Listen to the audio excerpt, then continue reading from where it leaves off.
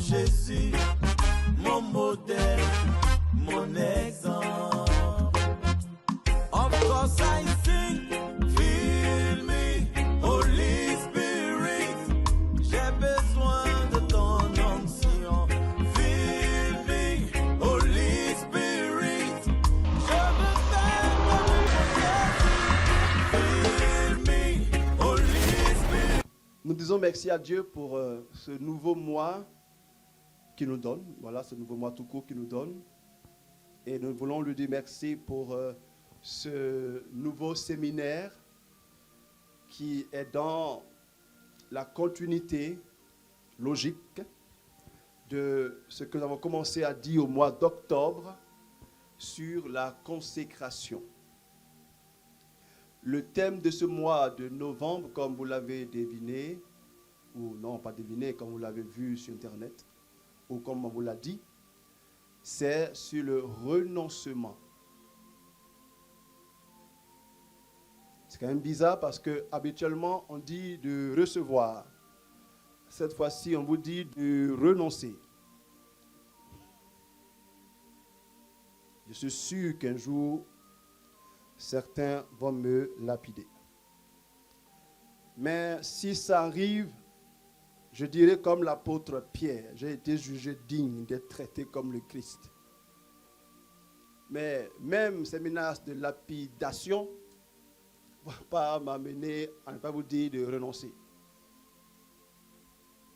Ah, si vous saviez que c'est justement en renonçant qu'on obtient. C'est ce que le grand mystique Jean de la Croix a passé toute sa vie à enseigner. Nada, nada, nada. Lui, il fut le mystique du rien. Rien et du rien.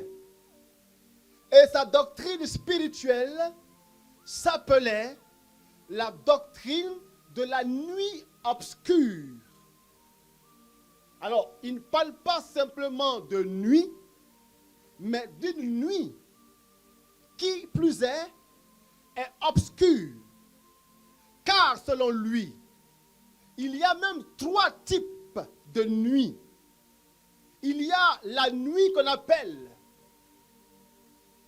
l'aurore. L'aurore. L'aurore, c'est quoi? C'est lorsque la nuit est en train de tomber. Non, plutôt. Quand le jour, quand la nuit est en train de finir, plutôt, l'aurore. Quand le jour est en train de finir. Non, quand la nuit, pardon, est en train de finir et que le jour est en train de se lever. Voilà, pardon. L'aurore. Quand la nuit est en train de finir et le jour est en train de se lever. Donc la rencontre entre le jour et la nuit. Donc vous voyez que le jour qui apparaît claircit la nuit.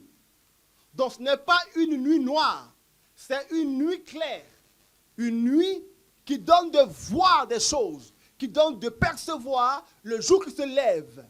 Et quand l'aurore apparaît, on peut distinguer les choses, on peut distinguer les formes, on peut distinguer les arbres et toutes choses. Et avec l'aurore, il y a une autre nuit qui est la nuit de... Quelle nuit? Quand il y a l'aurore, c'est qu'il y a le jour, mais c'est pas nuit, le jour, c'est pas nuit. Ce qui ressemble à l'aurore, le crépuscule. Bon, c'est en français, donc je peux comprendre qu'il y a un problème. On n'est pas... Le crépuscule, c'est quoi? C'est lorsque le jour est en train de décliner et laisse apparaître la nuit. Donc, vers 18h, 18h30, en fonction du pays et des moments. Parce que une des plus grandes découvertes que j'ai faites en France est qu'au mois entre mai et août, à 18h, en France, comme dans d'autres pays européens, à 18h, c'est comme 16h. et même 20 heures. La nuit commence à tomber entre mai et août à 21h, 22h. C'est trop beau. Bien. Enfin, quand vous allez là, vous allez voir. Bon. Donc, au crépuscule, il fait encore, la nuit vient, mais il y a encore le jour.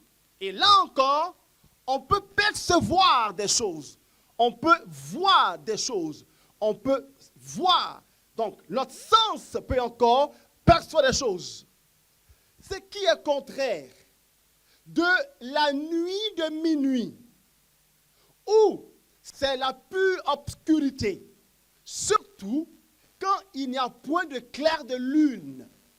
Allez-y en pleine forêt ou dans un village où il n'y a point d'électricité. C'est un peu rare maintenant, mais il y a quand même des villages où il n'y a pas encore de courant. Et quand il n'y a pas de lune, eh bien à minuit, on ne distingue presque rien. Mais c'est ce moment de la nuit que le grand mystique Jean de la Croix prend pour signifier la vie spirituelle authentique. Parce que dans la vie authentique spirituelle, à minuit, on ne voit rien, on ne perçoit rien, on ne goûte rien. Enfin, il n'y a rien d'autre, il n'y a rien qui soit visible, sensible. Il n'y a rien d'autre qui peut réjouir nos sens humains. Et c'est justement là, dans ce rien profond, que Dieu, selon lui, se révèle et se manifeste. Et pour Jean de la Croix, pour arriver à goûter au tout, il faut renoncer à goûter à rien. Pour arriver à posséder le tout, il faut justement se disposer à renoncer à ne rien posséder. Et bien ça, on va le développer le 4e mardi. Mais ça peut montrer que pour les mystiques et pour Jean de la Croix en particulier, le renoncement est une donnée importante et pour lui est le sommet même de la vie spirituelle. Pourquoi? Parce que, frères et sœurs, au mois dernier, nous avons parlé de la consécration. La consécration, nous l'avons dit en Deutéronome 18, verset 13, est le fait d'appartenir entièrement à Dieu. Appartenir entièrement à Dieu. Être entièrement à Dieu. Et nous avons développé cela en citant aussi Romains, le chapitre 12, le verset 1, où l'apôtre Paul dit que par la compassion de Dieu, frères et sœurs, offrez vous-même à Dieu. Et c'est cela, le véritable culte que nous devons à Dieu.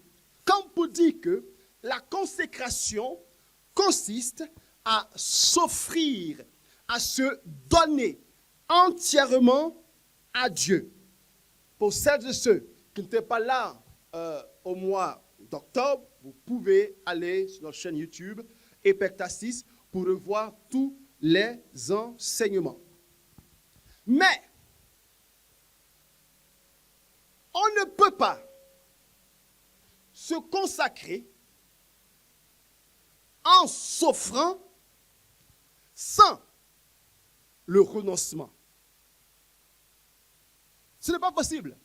En fait, offrir quelque chose à quelqu'un va supposer forcément le renoncement de ce qu'on offre à l'autre. Enfin, vrai ou faux?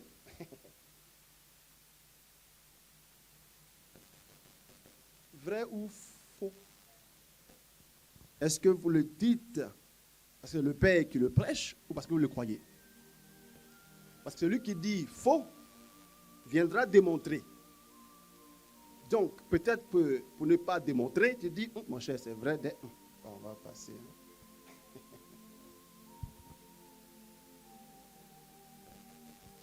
Offrir et renoncer vont de pair. Et en cela, nous disons qu'il y a 2 formes de renoncement. Écrit. Il y a 2 formes de renoncement.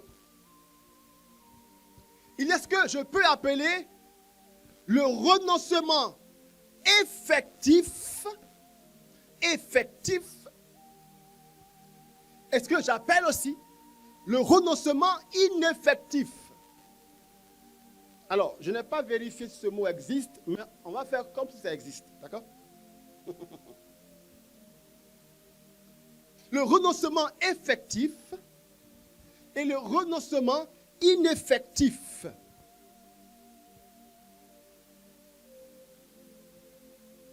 Ah, problème de son, on n'entend pas. Courage à vous, question Internet.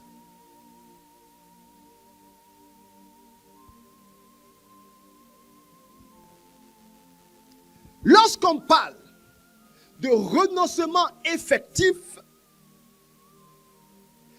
cela veut dire que non seulement dans ma volonté intérieure, j'ai renoncé à une chose, non seulement dans ma volonté, donc qui est intérieure, j'ai renoncé à une chose, je me suis détaché par ma volonté à une chose, mais bien plus cette chose n'a plus aucun lien matériel, physique, relationnel avec moi.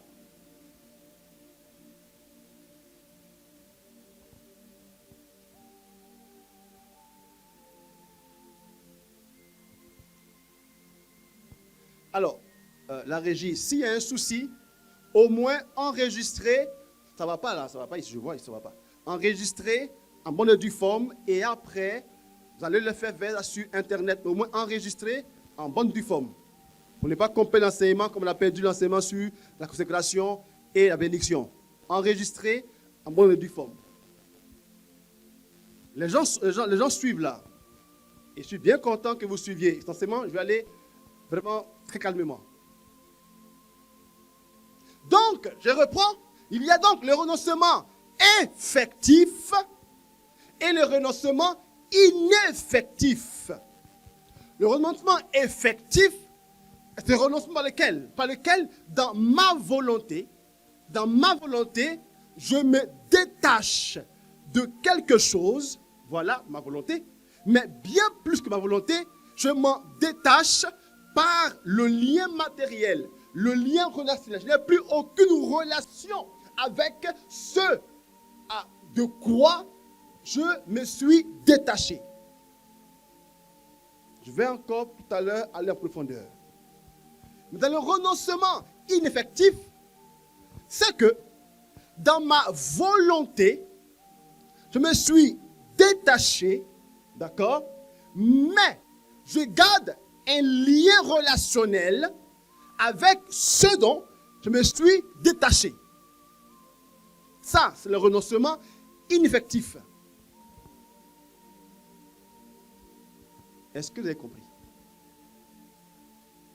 Bon, si vous dites non, je continue. Si vous dites oui, non, si vous dites non, je vais continuer à expliquer. Si vous dites oui, ça va, je continue. Ça va. Vous avez compris?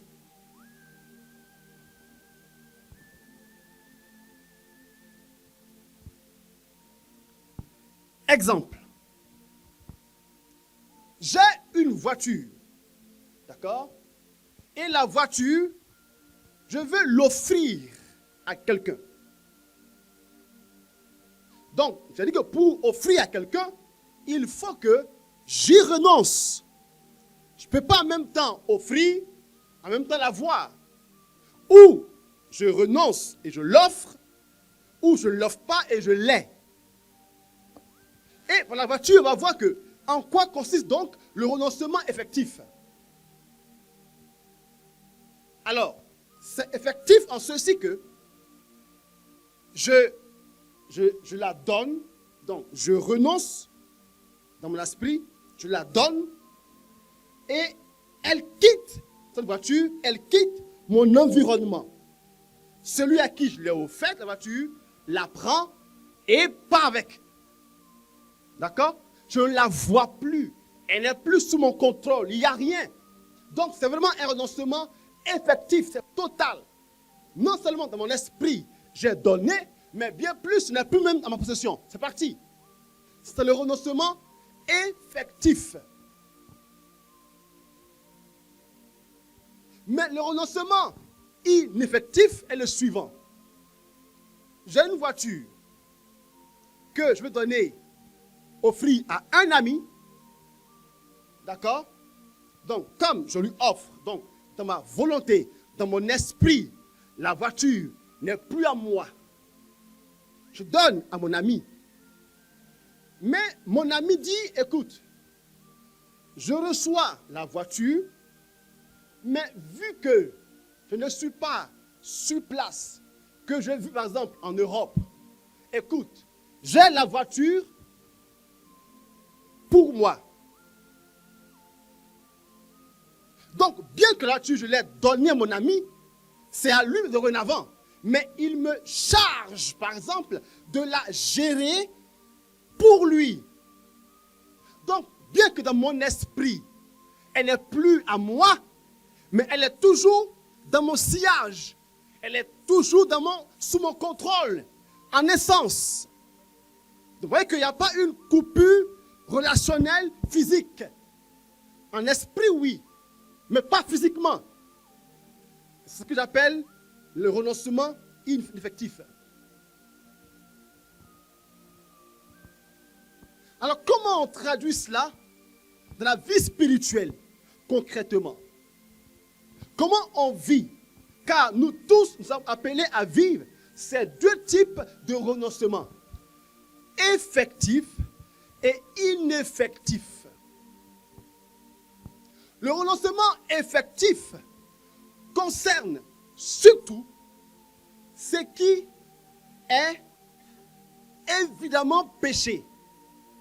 Ce qui est évidemment péché, nous avons à y renoncer totalement, effectivement, qu'il n'y a plus de lien entre nous et ce péché concret. Il y a des choses, frères et sœurs, quand tu viens à Christ, il y a des choses dont on doit se séparer absolument.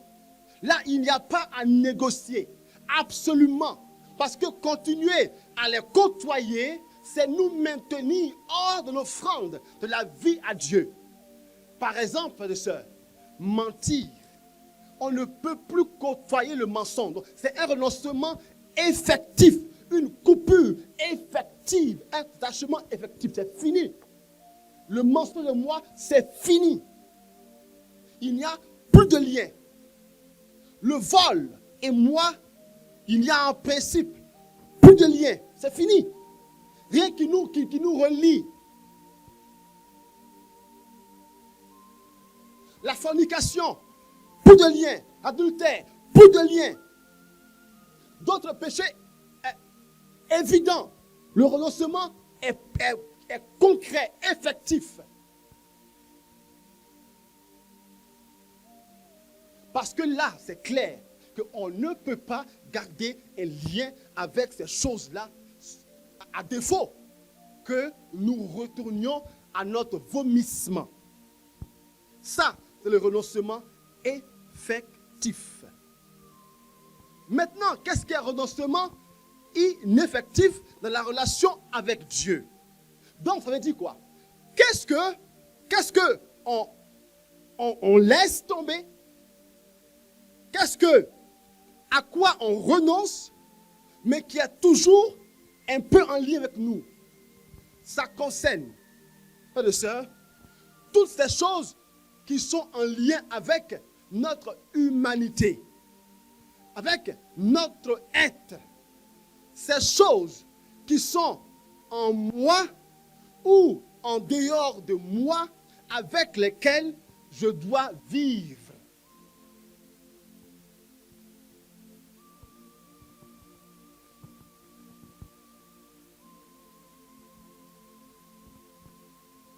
Je ne peux pas me séparer de toutes ces choses qui sont liées à mon existence humaine, à mon être humain.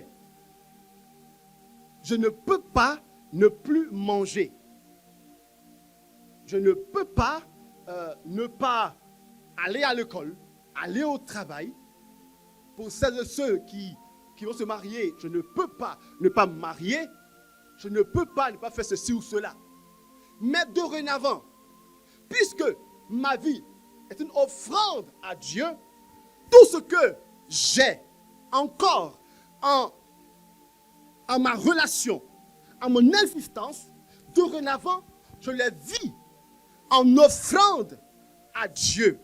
Donc, je renonce, moi, à être dorénavant le propriétaire de tout ce que j'ai, car le propriétaire maintenant devient qui? Dieu, à qui j'ai offert tout cela. Quand je reprends l'exemple de la voiture, si ma voiture, je l'offre à quelqu'un, c'est vrai, elle est à quelqu'un, et lui me dit, bon, écoute, c'est à moi, mais toi, j'ai ma voiture.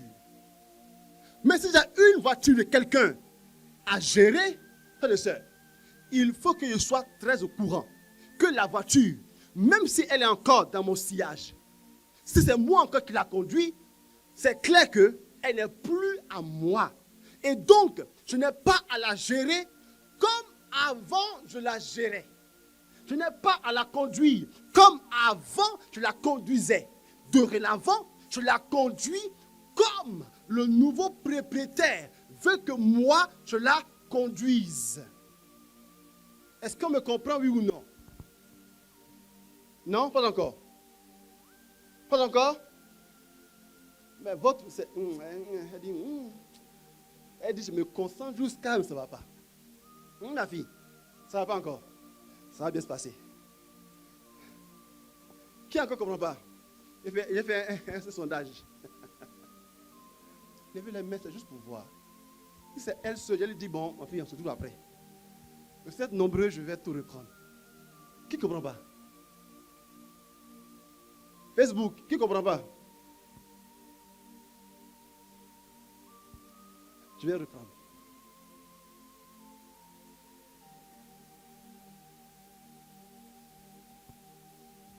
J'ai une voiture, d'accord? Elle est là, elle est à moi. Cette voiture, ok?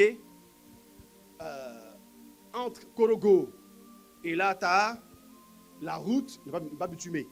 Elle est cabossée. D'accord? Elle est cabossée. Alors, moi, c'est ma voiture. Donc, je la roule comme je veux. C'est moi qui la répare. C'est moi qui vais changer le pneu, pas vous.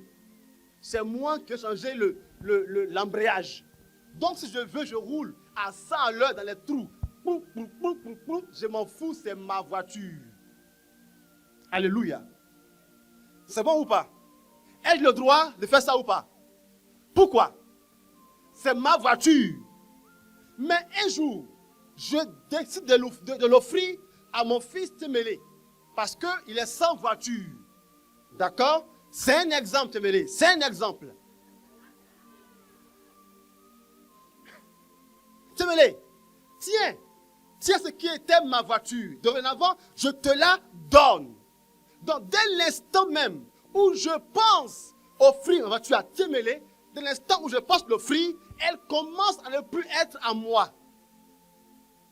D'accord? Car je pense la donner. Or, donner, c'est ne plus être à moi.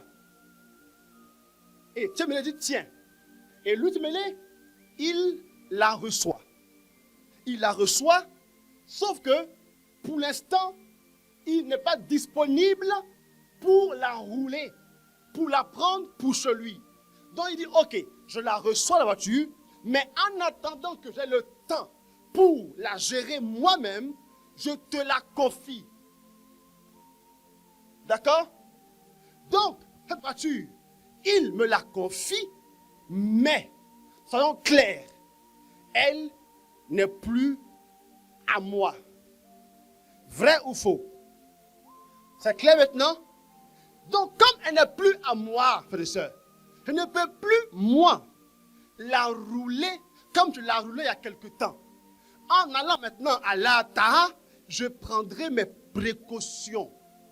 Je vais rouler prudemment pour ne pas gâter la voiture de l'autre. Amen. C'est clair maintenant ou pas? Eh bien, frères et sœurs, telle est notre relation avec Dieu.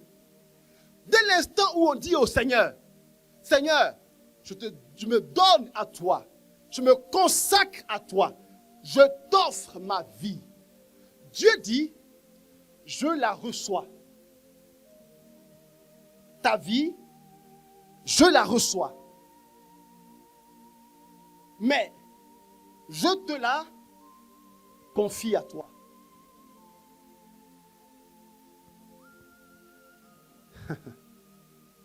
Alléluia. Car tu es encore vivant. Tu es encore sur la terre.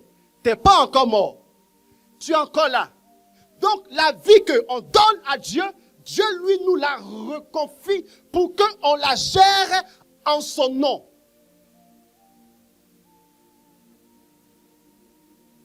Et c'est ça que Paul dira en Colossiens 3, 17. Quoi que vous ferez, faites-le au nom du Seigneur. Et que Paul dira, ma vie à moi, elle n'est plus à moi, elle est à Christ. Ma vie à moi, c'est Christ. Donc cette vie-là, je ne la vis plus seulement parce que moi, je veux la vivre comme ci ou comme cela. J'en suis plus le propriétaire, j'en suis que le gérant. Le propriétaire de ma vie, ou plutôt de la vie que j'ai, c'est Dieu. Et j'en suis le gérant. De sorte que dorénavant, je ne peux plus faire de ma vie seulement ce que moi je veux, mais je dois la faire en conformité à la volonté du propriétaire de ma vie qui est Dieu. Frères et sœurs, tu étais libre d'offrir ou pas ta vie à Dieu. Comme moi, j'étais libre ou pas, ma voiture, de l'offrir à Témélé ou pas. Mais dès l'instant où elle est offerte à Témélé, je paie toute ma liberté sur la voiture. Amen. Et du coup, le gérant ne peut rien faire qui soit en dehors de la volonté du propriétaire. Ce n'est pas possible. Parce que celui qui donne renonce à son droit d'être propriétaire pour avoir un autre droit qui est le droit de la gérance.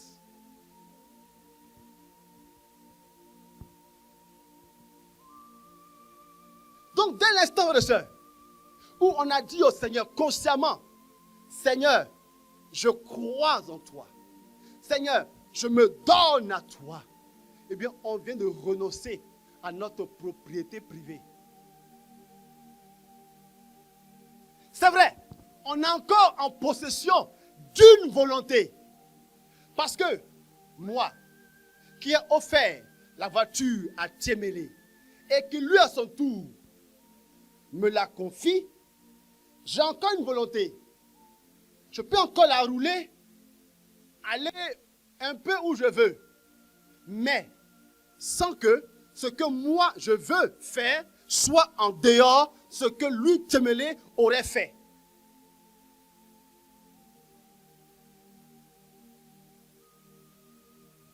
Allô?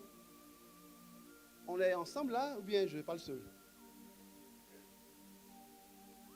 De sorte que, avant que toi et moi, on soit croyants, nos corps, on pouvait en faire ce que nous voulions. On pouvait aller avec où on voulait avec ça. On pouvait l'habiller comme on voulait. On pouvait la dépigmenter, la dénaturer, naturer comme on voulait. Mais dès l'instant où on a dit à Dieu, Seigneur, mon corps, je te donne, ce corps-là ne peut plus être traité seulement comme nous voulons, mais doit être traité dans la volonté de celui à qui maintenant on l'a donné et qui en est le propriétaire. Car dès l'instant où le corps est donné à Dieu, il devient temple. Temple de l'Esprit Saint. Et l'Esprit Saint, maintenant, habite là-dedans. Pourquoi? Parce qu'on le lui a donné. Et puisqu'elle est donnée à l'Esprit Saint, on ne peut plus, c'est fini. On a renoncé à notre droit d'en faire ce qu'on veut. Et si tu veux faire de ton corps ou ta volonté ou d'autres choses ce que tu veux faire, écoute, va, arrache ton corps. Arrache ton corps de la main propriétaire. Arrache ton corps. Mais je comprends que beaucoup, en fait, n'ont pas donné. Beaucoup n'ont fait que prêter. Donc, le jour où on chante le chant là, Seigneur, voici ma vie. Tu diras, Seigneur, je te prête, Seigneur, je t'ai prêté ma vie. Car, frères et sœurs, aussi longtemps que nous ferons de nous ce que nous seuls nous voudrons, notre vie n'est pas offerte, elle n'est que prêtée.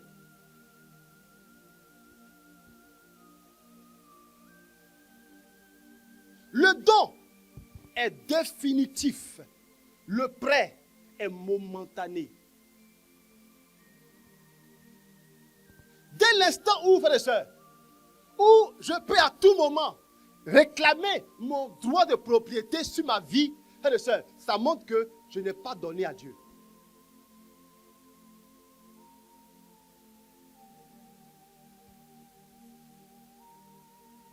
Donc, dis-moi, où est-ce que toi et moi, on est situés? Or, Paul dit quoi? En 1 Thessaloniciens 5, 23, il dit que le Dieu de grâce vous sanctifie tout entier. Or, sanctification et consécration vont de pair. Et il dit quoi? Esprit, âme et corps. Donc, quand on est consacré à Dieu, quand on est offert à Dieu, c'est tout notre être qui est donné. Et du coup, c'est tout notre être qui est sous la gestion du propriétaire divin qui est Dieu.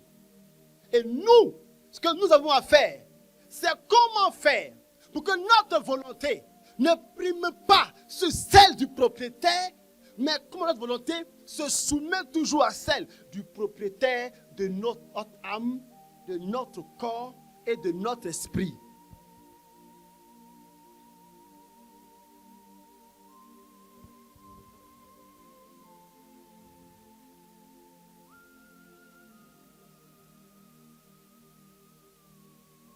Alléluia. Hein? Mais pourquoi? Pourquoi devons-nous renoncer à nous-mêmes? Parce que le Saint nous dit, Moïse a dit de la part du Seigneur, tu aimeras le Seigneur, ton Dieu, de tout ton cœur. Tout. Tout ton cœur, toute ton âme, toutes tes forces, tout. Frères et sœurs, quand le tout est pris, qu'est-ce qui peut encore y entrer? C'est une question que je pose. Quand le tout est occupé, qu'est-ce qui peut encore y avoir de place? Rien en principe, frères et sœurs. Donc, la relation avec Dieu, frères et sœurs, mobilise tout notre être. Donc, selon, on va lire ensemble Matthieu 6, 24. Écoutez. Nul ne peut servir deux maîtres. Nul ne peut servir. Donc, nul ne peut aimer deux maîtres. Non, nul ne peut aimer deux maîtres. Non, non, non, non. Ce n'est pas possible. Ou bien, Ou bien il haïra l'un et aimera l'autre. Voilà. Ou bien il s'attachera à l'un et méprisera l'autre. Il s'attachera à l'un et méprisera l'autre. On ne peut pas s'attacher à deux réalités. On s'attache à une seule réalité. Voilà pourquoi, si on est déjà attaché à autre chose qu'à Dieu, on n'est plus offert à Dieu.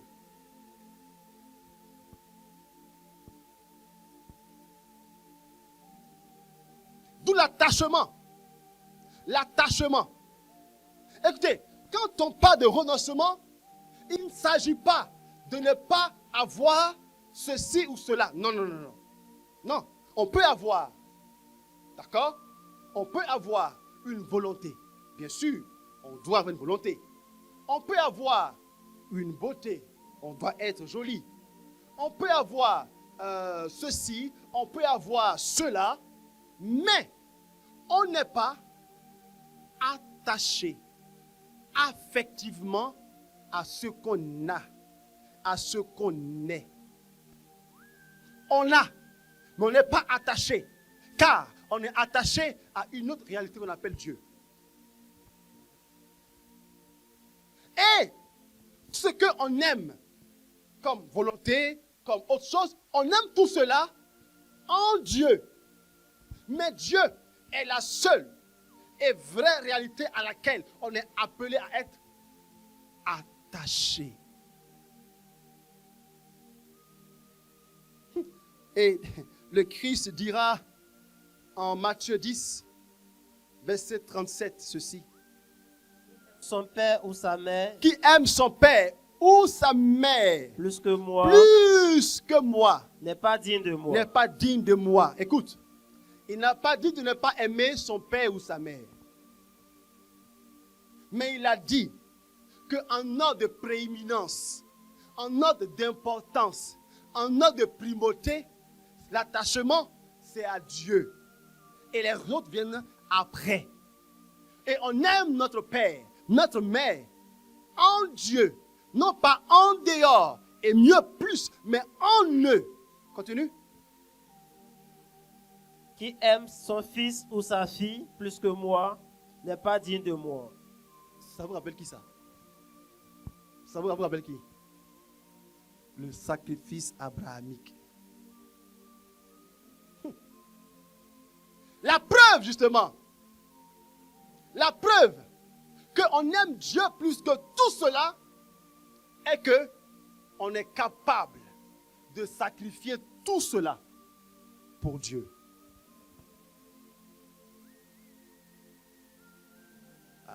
Amen. Je peux continuer quand même l'enseignement?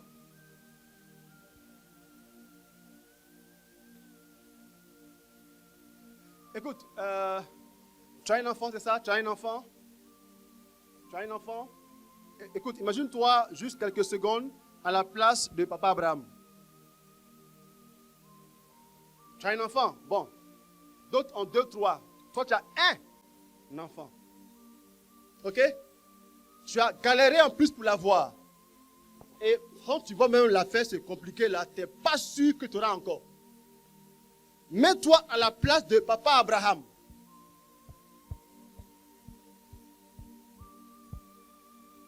Il dit Lily. Lily. Elle aussi a écrit Namu. Mouno. Il dit Yafoy. J'ai pour toi une grande mission de gloire. Du coup, écrit Amen, je saisis. Car on aime tous quand ça commence comme ça. J'ai pour toi une glorieuse mission. Il dit, je saisis. Dieu, quand tu me connais, c'est que je suis ta servante. Il n'y a pas deux comme moi dans Padre Pio. C'est nous à qui on donne diplôme à Sofitel d'Abidjan. Donc, parle papa, parle sur ma vie. Il dit, ouais, j'aime ta foi. Il dit, laisse ça. Tu veux quoi? Il dit, hey, c'est une bonne question. Ta fille là, ta seule fille que tu aimes tant, que tu ne veux pas laisser ici pour aller ailleurs là. Et si on en parlait? Et là maintenant, elle commence à bégayer. Tu dis quoi? Qu'est-ce que tu es en train de ah, Lily, tu as bégayé tout de suite là. Tu as parlé fort, tu as entendu. Un coup, tu bégayes maintenant. Aïe. Il dit non. Avant, tu as la prière, tu as dit, tu as eu un chant que tu as chanté, ça va beaucoup plus. J'ai aimé ton chant. Et j'ai même aimé comment tu as pleuré même pour montrer que vraiment tu m'aimes. Et même, tu m'as même dit, Seigneur, j'ai fait de toi ce que je veux. Il dit, bon, j'ai compris. Donc, ta fille, là, si on en parlait, comment tu vas réagir? Frères et sœurs, j'aime le sacrifice que mon père Joseph a fait de sa vie. Écoutez, si notre mère Marie, semble-t-il qu'elle-même s'était préparée dans la tête à se donner à Dieu. Dans son esprit même, elle était consacrée un peu à Dieu. Mais Joseph, lui, n'avait rien préparé. Amen. Joseph n'avait rien préparé. Lui était préparé à épouser la vieille, la dame là. Et dans son esprit, je suis sûr, il pensait à 5 enfants. 3 garçons, 2 filles. Et tout d'un coup, sa vie est chamboulée. On lui dit, l'ange lui dit, écoute Joseph, en fait, au ciel là-bas, ils ont joué le loto, c'est toi, c'est toi. La dame, tu vois, c'est gâté sur elle. Laisse ça. Pour elle, la Yann, il faut la voir louper. Et c'est lui, je suis sûr, qui a chanté. Seigneur, voici ma vie pour faire ta volonté. Il a dit oui, parce que il était pieux, on dit. Il était pieux, donc disposé intérieurement à donner sa vie à Dieu, donc à accueillir tout ce que Dieu va lui proposer. Et il est prêt à renoncer à tout ce qu'il avait lui prévu, pourvu que la volonté de Dieu se fasse. Où sont ces chrétiens qui sont prêts aujourd'hui à accueillir toute la volonté de Dieu quand elle se présente à eux?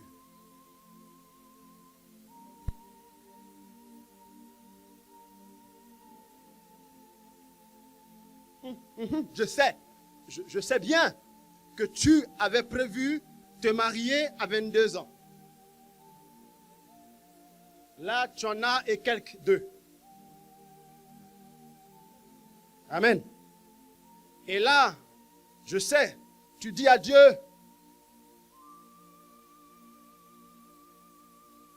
en fait même tu dirais même, mais ta position même déjà parle à Dieu. Dieu dit, je sais, pas ma fille, pardon, pas dit, je sais. Si Seigneur, même dans ça, frère et soeur, écoutez, oui, d'aucuns diront, oui, mais mon père, et si cela est une œuvre du diable? D'accord? Dans ce cas, fais-toi accompagner, fais-toi délivrer, fais-toi briser, fais-toi ligoter, tout cela, ligote tout, et puis après on verra. Fais ce qu'il faut faire, et après on verra. Si tu as ligoté, tu as cassé, brisé, démoli, reconstruit, tout ça, et que la station demeure, je ne dis pas que tu as à te résigner, mais je dis, tu as à continuer à célébrer le Seigneur. Tu as à continuer à aimer le Seigneur, à rechercher sa volonté en tout. Comme le Christ, Père, s'il est possible que ma situation change, s'il est possible que la souffrance qui vient s'éloigne de moi, mais Seigneur, moi, je cherche avant tout ta volonté. Je renonce à moi, je renonce à mon bien-être, je pense à ta gloire, parce que ma vie, Seigneur, est une offrande à ta gloire. Je renonce, mon Dieu, à ce que tout soit comme moi je veux, mais j'aspire à ceci que tout soit, Seigneur, comme toi tu veux.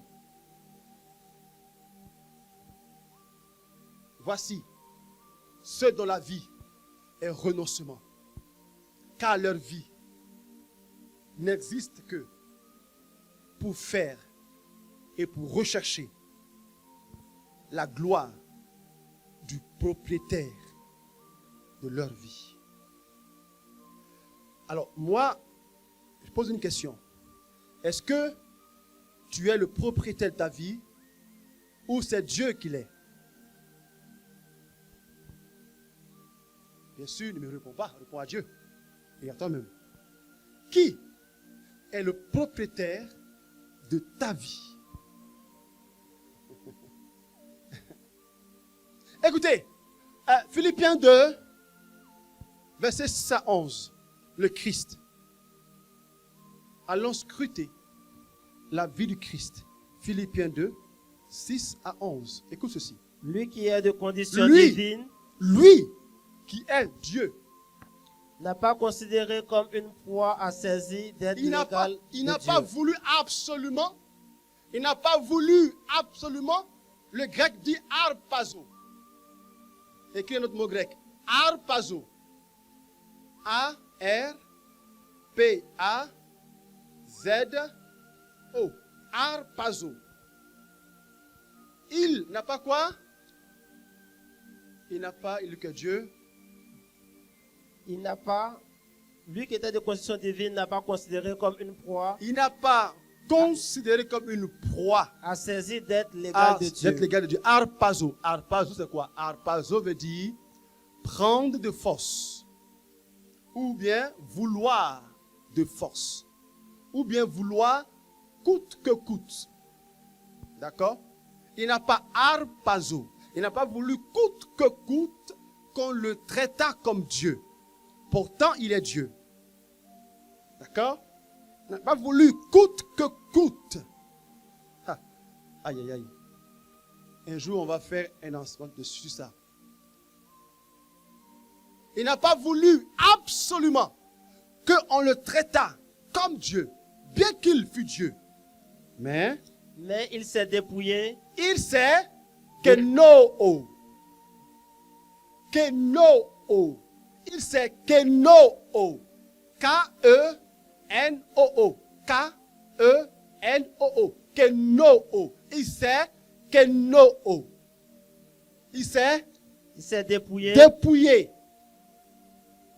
Oui. Prenant la condition de serviteur, Doulos, serviteur.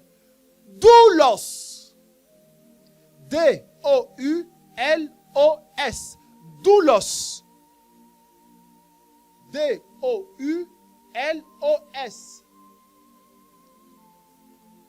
Doulos. Donc, il n'a pas arpazo. Il sait que no pour être doulos. Alors, il n'a pas voulu absolument qu'on le traitât comme Dieu. Doulos, doulos, D-O-U-L-O-S. Enfin, elle comprend vite, mais il faut le dire plusieurs fois. Doulos. Il n'a pas revendiqué d'être traité à l'égal de Dieu. Pourquoi? Parce que il sait que no, il s'est dépouillé lui-même. Mais écoute, il y a un autre sens de ce mot que no, qui est se vider. D'accord? Il se vida. Il se vida lui-même de sa divinité. Bien que Dieu, il se vida de sa divinité. Il renonça à sa divinité. Non seulement il a renoncé à sa divinité, puis il a pris la condition de esclave. En fait, le mot grec, c'est doulos, c'est esclave. Esclave, donc moins que homme, on dit comme ça. D'accord? Il a renoncé à sa gloire. Et c'est parce qu'il a renoncé à sa gloire. Nous, on aspire à la gloire. C'est pour cela que, pour peu qu'on nous traite moins que ce que nous voulons, notre vie est gâchée. Amen. Nous, on aspire au respect. Voilà pourquoi, pour peu qu'on manque à ce respect, notre journée est foutue. Lui, il renonce à cela. Voilà pourquoi, qu'on le traite bien ou pas bien, ça ne lui dit rien, parce que lui, il cherche une seule chose, la gloire de son Père. Et c'est pour qu'il puisse, pour que son Père soit glorifié, qu'il a renoncé à lui. Sinon, si le Christ ne renonce pas à lui, qui peut mettre la main sur lui pour le tuer? Dites-moi. Si le Christ ne renonce pas à sa puissance, qui peut mettre la main sur lui pour le tuer? Ben nous, les gens n'arrivent pas à nous tuer pour la gloire de Dieu parce qu'on existe trop. Alléluia.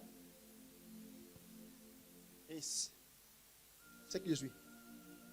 Attends, c'est qui je suis. Justement, c'est ça qui te tue. Tu as trop quelque chose. Tu as trop quelqu'un. Tu as vu, non? Tu as trop quelqu'un. Et c'est ça qui te tue. Tu es trop modérateur, tu vois, non? Tu es trop modérateur.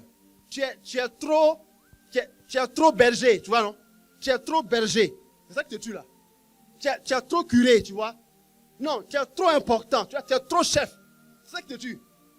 Mais le jour où tu vas renoncer à cela pour chercher à vivre selon l'esprit de ton propriétaire, tu vas voir que ce sera une vie toute simple. Une vie simple et une vie épanouie. Il a renoncé à lui. Voilà pourquoi. Voilà pourquoi quoi? Devenant semblable aux hommes et reconnu à son aspect comme un homme, il s'est abaissé. Devenant obéissant jusqu'à la mort sur une croix. Voilà pourquoi. C'est pourquoi Dieu l'a souverainement élevé et lui a conféré le nom qui est au-dessus de tout nom. Afin que, au nom de va Jésus, en parler le 4e mardi. Mais une vie chrétienne qui n'est pas aspiration à renoncer à ma propre volonté ne sera jamais une vie consacrée. Tu peux relire Luc 9, 23, 24. Amen. On ne peut pas. Puis il dit à tous, si quelqu'un veut venir à ma suite, qu'il se renie lui-même. Qui se renie lui-même, non, qui renonce à lui-même, qui prenne sa croix et prenne sa croix chaque jour. Et qu'il me suive. D'accord? En effet, qui veut sauver sa vie, qui veut sauver sa vie, qui veut sauver la perdra, mais qui veut perdre sa vie, qui veut renoncer à sa vie pour rechercher la gloire du propriétaire de sa vie, la sauvera. Quelle est la place de la volonté du propriétaire de ta vie dans ta vie?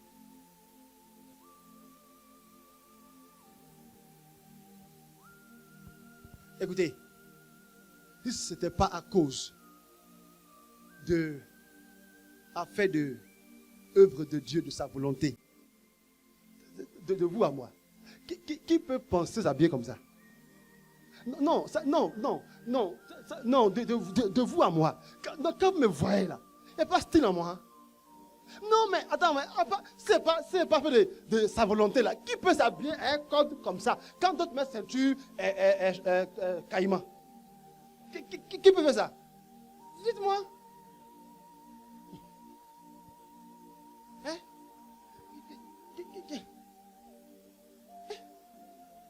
C'est pas que de Dieu là, de sa volonté là. Mais moi, mes James là. Pourquoi? Hein? C'est pas que de sa volonté là. Ouais. Hein? Mais il n'y a plus Sebago dans le marché. Il n'y a plus Vans. Il n'y a plus les Timberland. Il n'y a plus ça. C'est à cause de lui que cela, c'est là comme sinon, vous aussi. Ça là, sinon comment? C'est style. Hein? Ça tue. Ça tue.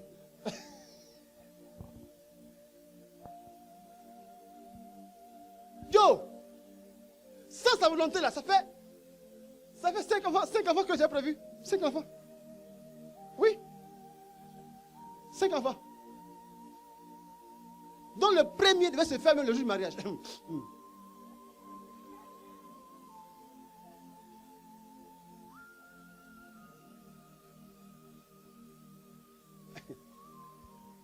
mais l'œuvre de Dieu. Et il y a des fois, et c'est normal, où même en tant que prêtre, je dis, mais Seigneur, pourquoi tu m'as appelé? Mais il y a cette force-là qui fait que on ne peut pas quitter parce que c'est plus fort que nous, qu'on appelle la volonté de Dieu. Et lorsque on est pris, on est absorbé par ce désir de vivre selon la volonté du propriétaire, il y a plein de choses qu'on ne fera pas. On veut faire. Écoutez, il y a tellement de fois où j'ai dit à Dieu, je ne veux plus être modérateur. C'est pas même pendant tout là. Et puis il dit, Belelou, tu vas faire. Il dit, en plus, tu as raison, j'ai fait. Non, moi, d'accord? Moi-même, ok? Écoute, moi, je ne voudrais plus. Sauf que ma vie n'est pas à qui? À moi. Mais elle est à celui qui est le propriétaire. Et moi, je ne suis que le gérant. Donc, même si je ne veux pas, je ne peux pas. Car j'ai décidé de faire honneur au propriétaire. Donc, on va aller jusqu'au bout. Est-ce que tu veux aller jusqu'au bout avec le Seigneur? Pour honorer le propriétaire de ta vie. Et je suis sûr que si vraiment tu veux que ta vie soit honneur au propriétaire, lui, il viendra te fortifier. Et tu tiendras jusqu'au bout. Ce monde n'est pas notre finalité. D'accord? Et donc les choses de ce monde ne sont pas notre finalité. Ne crois pas que parce que tu n'es pas marié, tu as échoué ta vie. C'est ce que le diable te fait croire. Ne crois pas que parce que tu n'as pas d'enfant ou que tu as un seul enfant, ta vie est un échec. Non, le diable te fait croire en cela. Ta vie n'est pas déterminée par toutes ces choses qui se passent ici, mais ta vie est déterminée par la relation que tu as avec ton propriétaire de ta vie. Et lui, tant que tu es en lien avec lui, à tout moment, quelque chose peut se passer. Alléluia. Quelque chose peut se passer. Alors si tu as envie de renouveler aujourd'hui le don de ta vie à ton véritable propriétaire, je t'invite à te mettre debout.